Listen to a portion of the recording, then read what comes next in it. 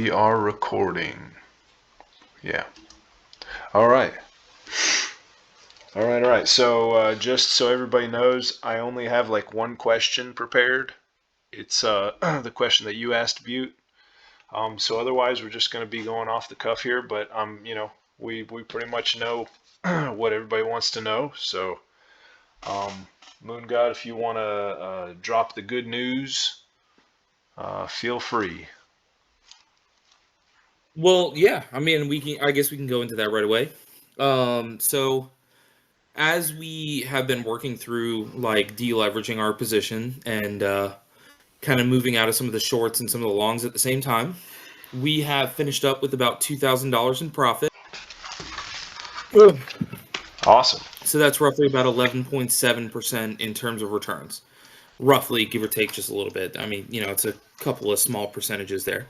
But yeah, that's kind of about where we're at. So far, that's the first chunk of it. And, we're going to continue moving out of those positions as well, too. So any kind of volatility in the market is always helpful, even in this position that we're in right now. So yeah, that basically is where we're at. Let me just ask you real quick. The $2,000 profit, 11.7% return, is that on the Ray side and the NFT side?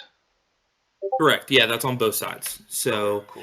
the Ray side had roughly about $2,000, and the NFT side had roughly about $2,000. I think it's, if memory serves, I think it's like $1,993 or something like that. So I mean, it's close enough where we just rounded it up, basically. Yeah, we'll let it slide. Yep. And so the way that process kind of worked in this instance is, pretty much exactly what we expected when the position kind of continued, in that upwards trajectory. This is part of the reason why we wanted to transition into the bot that we're in now, is that in the off chance that we got into a position that was, in effect, negatively impacted by market movements, we would still be able to, in the long run, come out on the positive side here. So that's pretty much the best way to kind of look at it, is this transition to the new bot allowed us to, one, weather,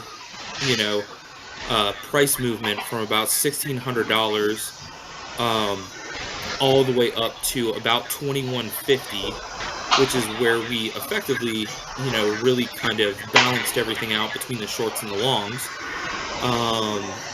without being in any form of risk. And that was really kind of the biggest thing that we wanted to bring up as we did this. And this is part of the reason why we were preaching patience for so long, is that, one, we didn't really necessarily want to enter into the position that we're in here, because it just takes us longer to be able to kind of offload the position. Requires a little more work on our side. But at the same time, it still puts us in a very much so, de-risked spot. So we don't have to worry about, like, hey, if Ethereum would have, continued its upward trend all the way to like 3,500 or something like that, we still would have been fine, And as I kind of brought up, the volatility within the market has allowed us to offload a good chunk of those positions as well, too, and netted us about $2,000 so far. Nice. So yeah, it's definitely where we kind of want to be here. If you're kind of curious how that balanced out, so to speak, just to kind of give some basic numbers, it would be like if we did, say, $6,000 in profit on the longs and like $4,000 in, say, losses in the shorts, it evened out to about $2,000 there. And that's just, the best example that I can kind of provide there. It's a little more nuanced than that. But basically, that's kind of the easiest way to look at it, is that, yes, we did have a few instances where, the short had to be, closed out in a losing position, but it allowed us to offload some of the deeper shorts and kind of bring things a little bit closer to the midline for us here. And that's effectively what our end goal is we'd like to get to a point where, we're close enough, or get close enough, where swings within a 1 day or a 2 day period would allow us to fully offload our entire position. Or we de-risk and de-leverage to the point where the bot just can start trading again as per usual, either up or downside. And so that's kind of what we're looking to do here. So it's a longer process, and this is kind of why we preach patience. This is kind of why, we didn't have a lot of information to be able to provide like right away as to, hey, what are we doing? What's going on? Is because, we had to get those things kind of set up and in place first. And then we needed to kind of see the direction that they were kind of heading, make some adjustments based on that, and kind of go from there. So, yeah, all in all, we're very happy with what we've been able to do so far. Nice. 11.7% is nothing to scoff at, and we still have more that we can make as well. So I don't want this to be like well, Matt, you were talking about, upwards of like 20% or something like that. And it's like, in this case here, we still have more that we can move out of position-wise. So still a lot more money to be made in that aspect as well. And that 11.7% is just from this month. So not only did we not lose money in that potentially catastrophic, situation, but we managed to bring a pretty good return. So.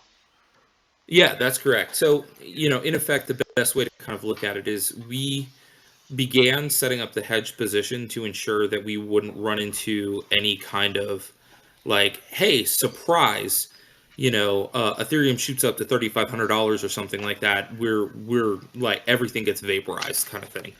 And that was really the most important part for us, is that, we set up that, that hedged position, as we talked about, what we were kind of doing there to protect, the short side action.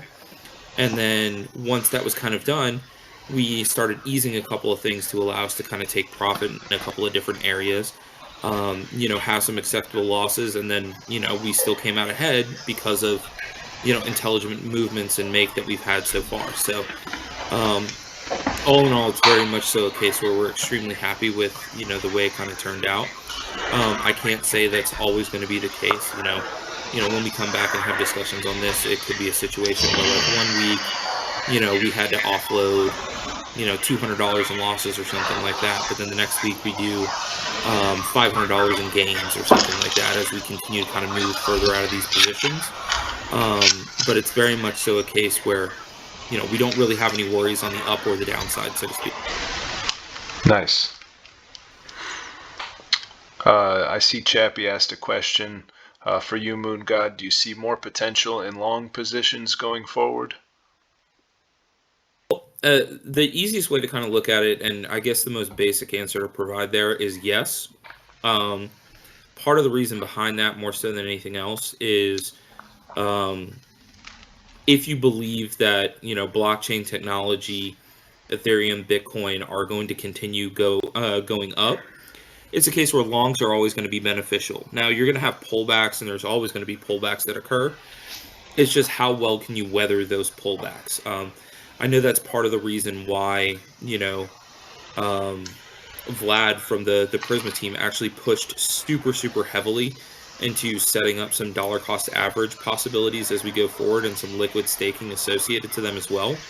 And he really drove that point home that, not only do we want to be farming like, liquidity and stuff like that, we also want to, kind of just buy and hold some positions in a small sense as well too, and kind of stake those if possible, or liquid stake them if possible, to further allow us to, take advantage of those upward trends. So yeah, I guess that's the best way to kind of look at it, at least market-wise. If you believe crypto is here to stay, there's nothing wrong with being in a long position. But if you're going to like buy into a long position now and just sit in it, I would absolutely recommend being as safe with leverage, or using no leverage as possible, and just kind of like dollar cost average your way into it. It's always going to be better than, going 1,000x leverage and just hoping that you're not going to have to run into a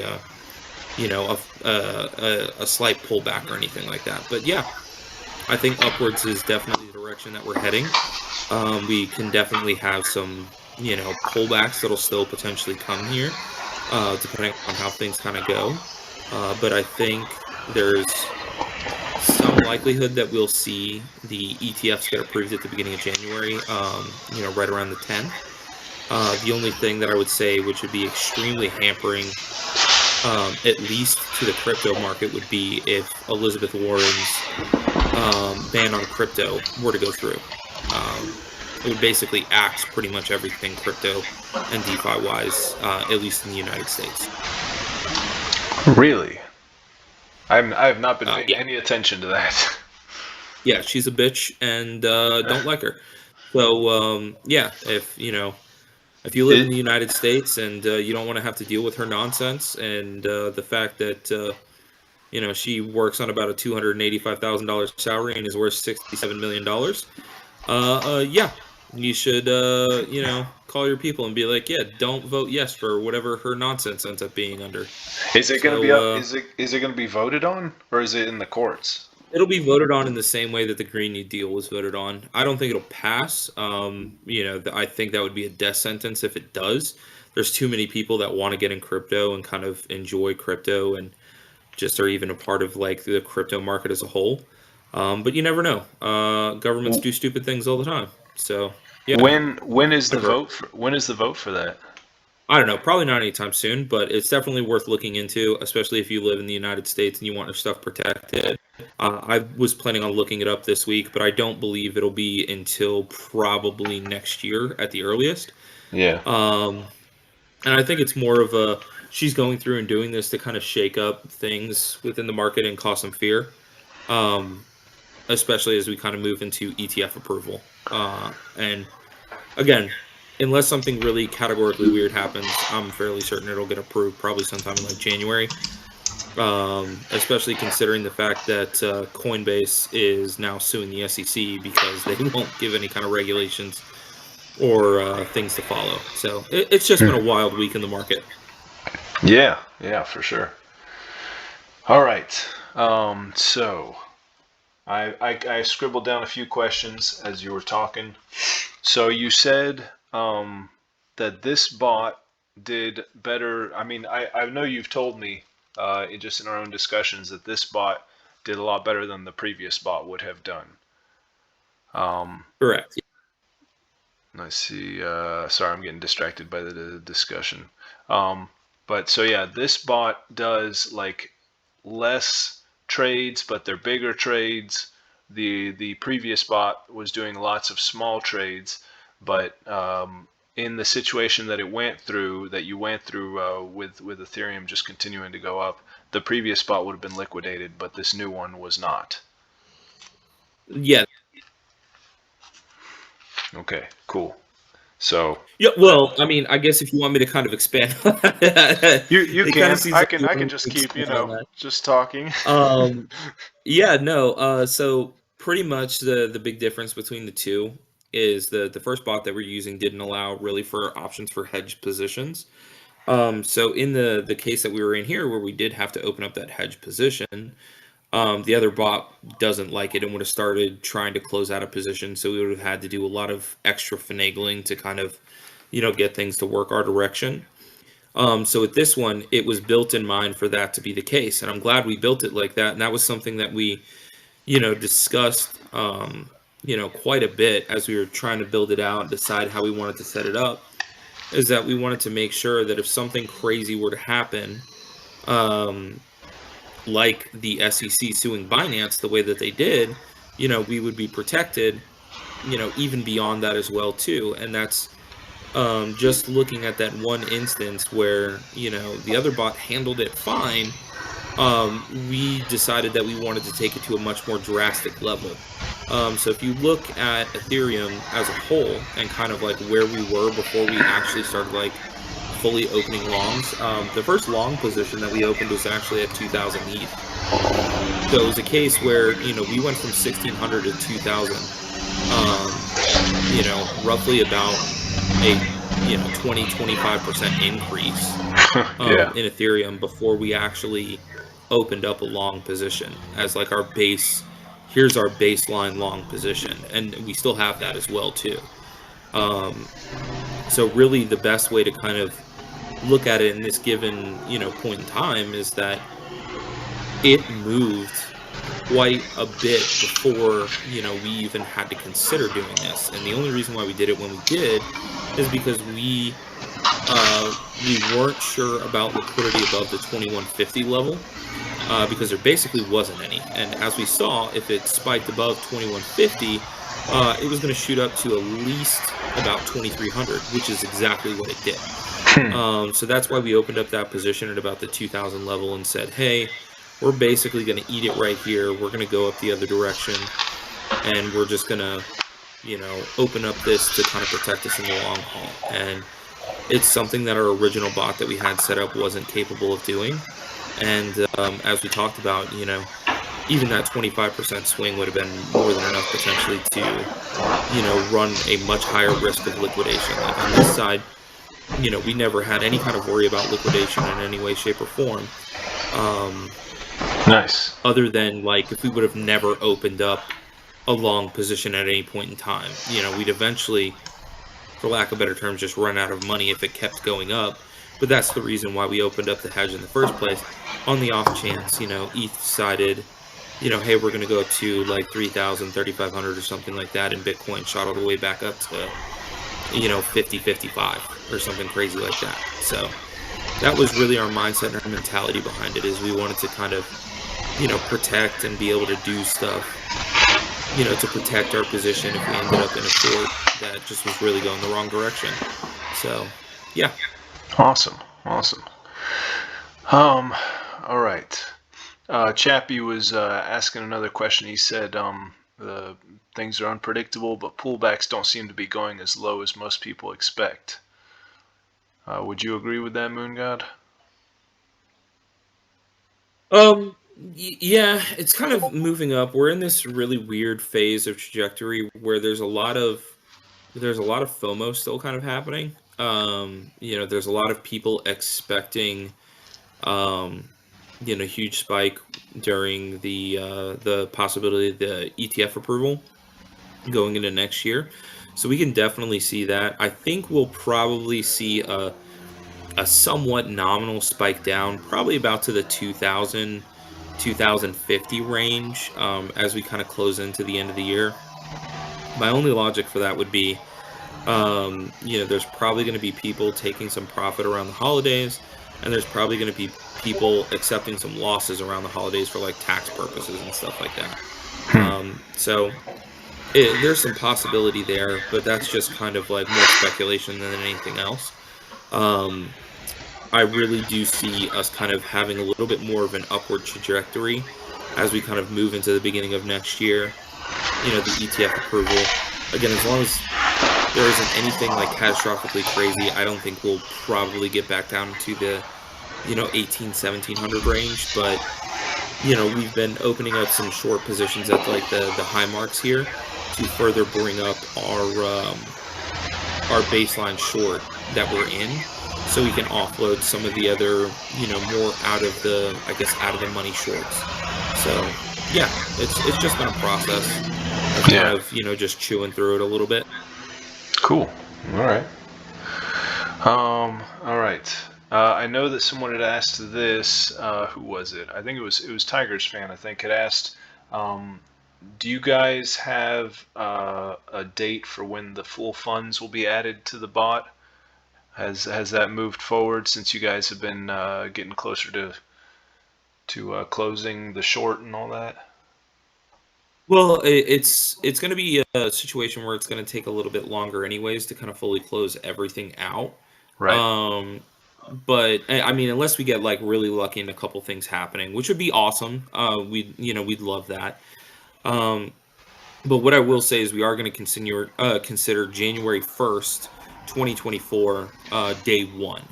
So in effect, that is the thing to mark on the calendar there, where Cool. If you're like, hey, where's day one? Where's year one? Where's year two? January 1st is basically going to be the day. So even though we potentially aren't going to have all of the funds in there, we're still going to consider that day one anyways. And just kind of go from there. So everything pre that was meant to kind of be that testing period, and roughly right at the beginning of January, start of 2024, was supposed to be like our day one time frame, assuming we didn't run into any kind of chaos. And then of course we ran into chaos. But we're not going to change that time frame. We're not going to push it out any further. We're just going to consider that day one. Everything pre-day one is just going to be added bonus, is basically the way that we're going to look at it. What percent do you think of the funds will be in come January 1st? Just a guess. Well, so in effect, we're not generally opening up like a new position going into it. We're still offloading, a chunk of this. So it'll really kind of depend how the market reacts. Like if we're able to offload like a massive chunk and go back into normal trading, then yeah, that would be a case where we just go fully right back into it. No need to worry. Currently, more so than anything else, we're kind of transitioning our position from like BNB to a little bit of USDT and a little bit of Bitcoin as well too, where we can during some of these lower trends, with the expectation that it'll potentially kind of bump up a little bit, with the possibility of the ETF approval. Because I mean, we got to look at it right now. The market's generally gonna stay probably above that 40K range. So we're looking at, some very high likelihood that it could, pop up about 10-20% if ETF is approved. So yeah, we're kind of trying to not line ourselves up having everything in ETH. So we're looking at Bitcoin a little bit, more so to allow us to kind of get a little bit of extra, oomph going into it, Right. so to speak. Right. All right. Then Butte had asked this. Can we get the Prisma bots that you guys have, like the ones that show like how much profit was made the month before? Can we get those in our Discord? I guess that might be a question for CK, but Yeah, we can definitely partner up and do that. I know Callie is the one who was setting up the data and the engine for it. Unfortunately, he's been sick the last few days because it's going around. yeah, sure is.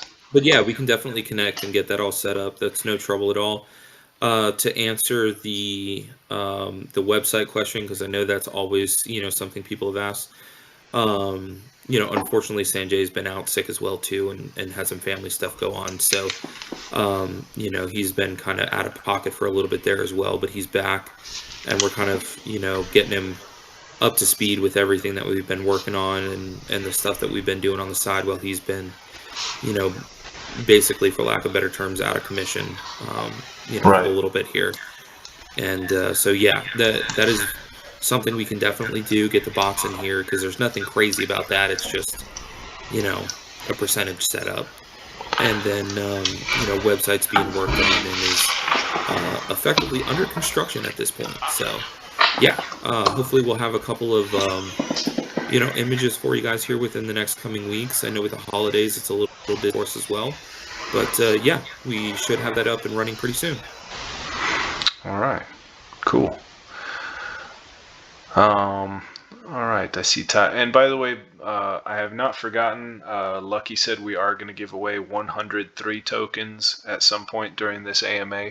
So I'll have to ask Yanni how he wants to do that. But we're going to pick 2 people. Each are going to win 53 tokens, which at the current price is like $75, I think. So there's a couple of pretty nice gifts we're going to be giving out randomly near the end of this. So just stick around and we will be picking a couple winners. All right. Tigers fan says, so are the shorts and longs being manually done? And when will the bot be doing the trades automatically? Yeah, so the trades are effectively being done manually at this point, just to kind of set proper price points around like liquidity markers. So as we kind of talked about before, one of the bigger issues that we had was that the bot didn't recognize certain liquidity markers and where it kind of needed to set up a position, even if it was taking slightly less profit. So we're kind of manually doing a couple of those at this point in time, and we're working on a couple of options in terms of setting up those take profit positions going forward as well. But yeah, we're manually doing those in the meantime. And as for it being fully automated, it'll be a situation where, once we get back to normal trading, that'll be automated again. But now that we've realized, what was kind of going on, um, like I said, we're looking at a couple of AI things to be able to allow the bot to be able to determine where some of those liquidity levels are, so we don't end up on the wrong side of them again. And so our bot can just say, okay, there's a lot of liquidity, um, here at this resistance level of 3120 or something like that. We're in a long, so instead of putting the take profit at 3123 and we'd be at 8%, we'll put the take profit at 3118 and we'll take 6% or something like that. And that's really what we've been trying to kind of optimize in the meantime to allow us to get in and get out of better trades and better positions, so we don't end up stuck in something like this again. Right. Sounds good to me. Chappie was asking about the Prisma token V2 actually. He said, is there any update on that? Nothing that I am willing to give away at this point in time. We're still hopeful for January, February. That'll kind of depend on how a few things play out. We do have some stuff going on in the back end that I cannot talk about at this point in time, but depending on how some of those play out, we'll let you guys all know once, things are in order and, we get some confirmation on a few things. So that's all I'm willing to say. Cool. I got it. Could be very good news, but you don't want to. Yeah, well, drop anything before I you're don't want to sure. open mouth insert foot. Exactly. I don't want to make promises or say things or go a specific direction without without full confirmation on it, because that doesn't do anything to help us. So Yes. yeah. Don't do like me and just blow the whole load. Just wait right as soon as you know about something. So yeah. Yep. Totally But I saying promise don't when blow the the time load. is right, we will let you guys know if anything changes with the time frame, and there's a possibility that it will. But if that ends up being the case, there will be a reason for it. It isn't just going to be like, hey, we decided to keep pushing this out and keep pushing this out. There are a couple of things that are in place that, if they work out, there could be a little bit more of a wait depending on certain situations and certain circumstances. All of that will tell you when or if it happens. So I want you guys to know, it's a case where in terms of recovering funds, we're still very, very hopeful that it'll be like January, February, and we could just do it on our own. If there are some other external factors that come into play, it could potentially be longer, but that wouldn't be due to us working to recover funds. So hint, hint, wink, wink, nudge, nudge. Take that what you will, but I won't say anything. Still kicking. I guess he's asking what's the total percent of the ITF funds that have been raised? Because I guess it needed. Yeah, so I think with the first bid that the bot raised was like something around 22 or 23%. This was an additional 11.7% on top of that. Cool. So we're sitting at roughly about $19,000 plus in the Ray at this point. And so like you needed to raise 100%. You've raised 14. about what's that? Yeah, we needed to raise 14,000, and we've raised 5 so far. So we're roughly at about like 34%, Cool. give or take, just a little bit. All right. Yep. All right. Tolly was saying I didn't get what Ray means and why it changed from ITF. Has that been covered before, or can we get a quick explanation? Yeah, so it just was something we had been discussing for a little bit. It kind of puts us in a better position, legally speaking, I guess is the best way to word that. Outside of that as well too, it kind of is very much so in line with the idea behind like a prism. Because Ray stands for refracted asset yield. So it's a case where, refracted is what prisms do. They refract light. and split them into kind of like rainbow colors, I guess is the best way to word it, the baseline colors of the spectrum. So it just kind of is a little more in line with the reconsolidation that we're doing of information and kind of getting everything to this, for lack of better terms, same structure of like terminology. I know that's a lot of like big words thrown out there, but basically we just wanted things to kind of be more in line with, the idea behind Prisma, and multiple things kind of coming together to coalesce and create, rewards and yield for people, versus just like randomly having names and stuff like that. So from like a brand and marketing standpoint, it just kind of very much so falls in line with everything that we're looking to do. Cool. Plus, it's just cooler to say. Yep. Tolly says from a brand marketing perspective, that makes a lot of sense. Yeah. Yeah, it's a lot more in line, terminology wise, with Prisma than ITF was. ITF kind of rolls out the fun, reminds people of like ETF, so it works. But it just, in terms of like branding, the way it looks, the way that we're kind of adjusting away from just saying like investment to kind of protect Prisma as a whole. In terms of like the things that we're saying and the terminology that we're kind of using. Is anything going to change about Prisma or the way that we pay out anything? No, we're just using different terms so we don't have to deal with, possible legal things. That's pretty much it. Because again, the rewards and everything that we're earning are all going to go, back to the holders anyways, in the same way that we've, provided in terms of information. Like none of that is changing. It literally is just a rebrand of the name. And you'll probably see a couple of those other things happen. Like if you look through the white paper, we've removed a lot of the investment terminology and stuff like that, and replaced it with effectively like synonyms and stuff. Like revenue has been replaced with rewards and such.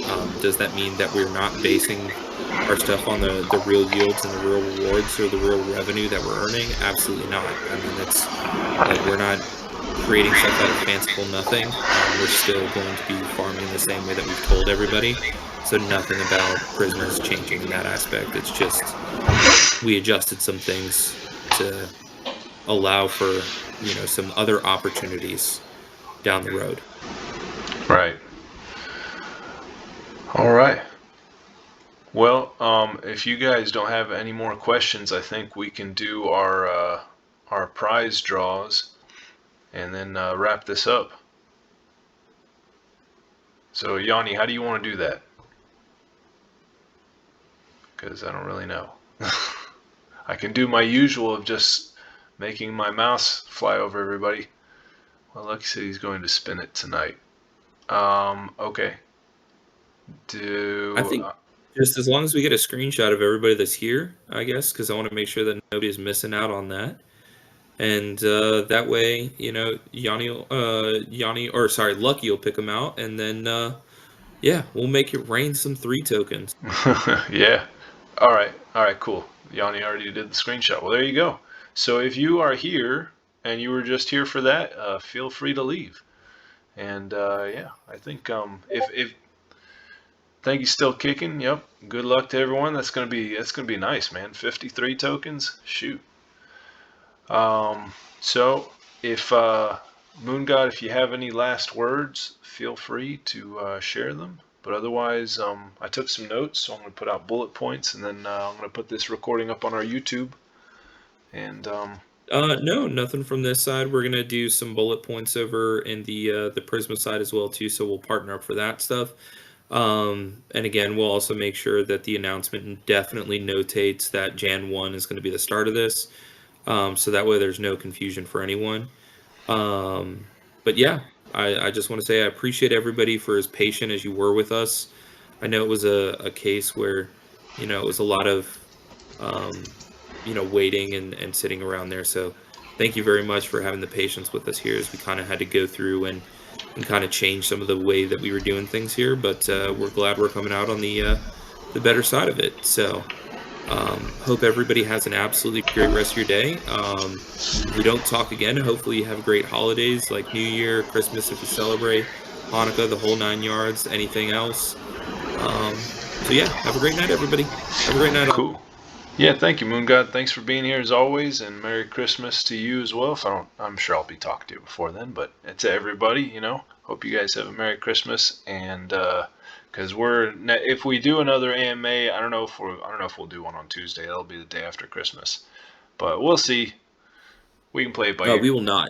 Okay. I'm spending time with the family. Well, there you go. So we will update you guys in Discord. All right. Well, thank you guys, and we will see you later.